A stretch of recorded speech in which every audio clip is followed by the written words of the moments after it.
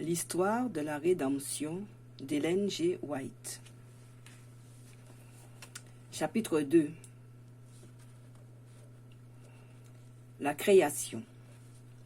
Le Père et le Fils entreprirent l'œuvre grandiose et admirable qu'ils avaient projetée, la création du monde.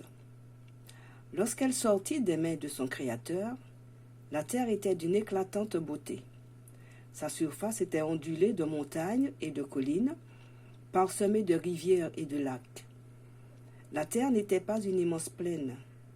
La monotonie du paysage était rompue par des collines et des montagnes, non pas escarpées et déchiquetées comme de nos jours, mais avec des formes belles et régulières.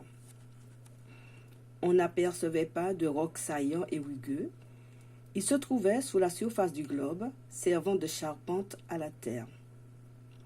Les eaux étaient convenablement réparties.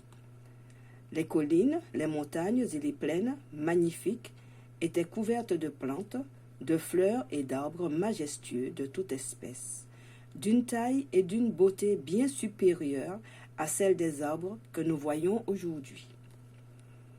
L'air était pur et sain, et la terre ressemblait à un merveilleux palais. Les anges se réjouissaient en contemplant les œuvres admirables du Seigneur. Dès que la terre fut créée et peuplée d'animaux, le Père et le Fils mirent à exécution le dessein qu'ils avaient conçu avant la chute de Lucifer, créer l'homme à leur image. Ils avaient collaboré dans la création de la terre et de toute créature vivante. Alors, Dieu dit à son Fils, « Faisons l'homme à notre image. » Quand Adam sortit des mains de son Créateur, il avait une taille élancée et des formes tout à fait harmonieuses. Sa stature était 2 fois plus élevée que celle des hommes de la génération actuelle.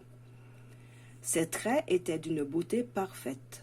Son teint, ni blanc, ni livide, était frais et resplendissant de santé. Ève, qui était moins grande qu'Adam, dépassait de peu la hauteur de ses épaules. Elle était aussi très belle. Ses formes étaient parfaitement harmonieuses et pleines de charme. Le couple innocent ne portait aucun vêtement artificiel. L'homme et sa femme étaient nimbés comme les anges d'un voile de lumière et de gloire qu'ils conservèrent aussi longtemps qu'ils furent obéissants. Tout ce que Dieu avait fait n'était que beauté et perfection, et rien ne semblait manquer au bonheur du premier couple humain. Mais Dieu voulut donner à Adam et Ève une autre preuve de son grand amour en préparant un jardin qui fut leur demeure particulière. Ils devaient passer une partie de leur temps à cultiver ce jardin avec joie, à recevoir la visite des anges, à écouter leurs instructions et à méditer toujours avec joie. Leur travail n'était pas fatigant, mais plaisant et stimulant. Ce jardin magnifique était leur demeure. Ce paradis contenait des arbres de toute espèce, beaux et utiles. Certains portaient une grande quantité de fruits succulents, au parfum délicieux, différentes de ce que l'on a pu voir après la chute. La vigne poussait en hauteur et était chargée de fruits aux teintes les plus riches et les plus variées, noirâtres, violets, rouges, roses et vert clair. Ces fruits sur les sarments de vigne furent appelés raisins.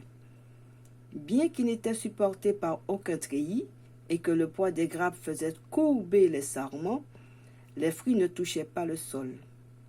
La tâche d'Adam et d'Ève consistait à disposer ces sarments en arcades pour en faire des tonnelles, véritables maisons de feuillage chargées de fruits au parfum délicieux. La terre était recouverte d'un superbe manteau de verdure et des milliers de fleurs odoriféantes de toutes couleurs poussaient à profusion. Tout respirait le bon goût et la beauté. Au milieu du jardin se dressait l'arbre de vie, dont la gloire éclipsait tous les autres.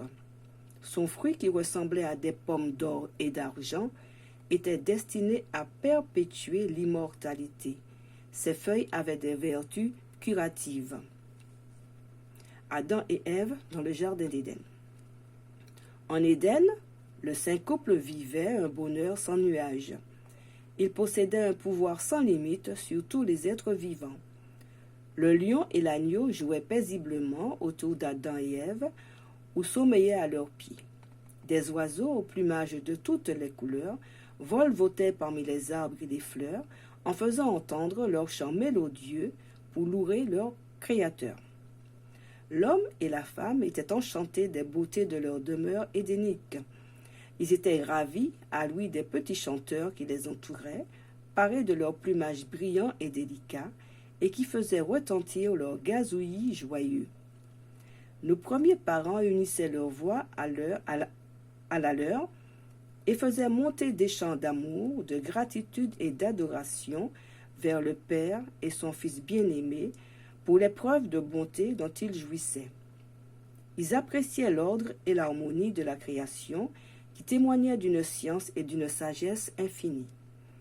Dans le paradis où ils vivaient, ils découvraient constamment des beautés et des gloires nouvelles qui remplissaient leur cœur d'un amour toujours plus profond et les poussaient à exprimer leur reconnaissance et leur révérence envers le Créateur.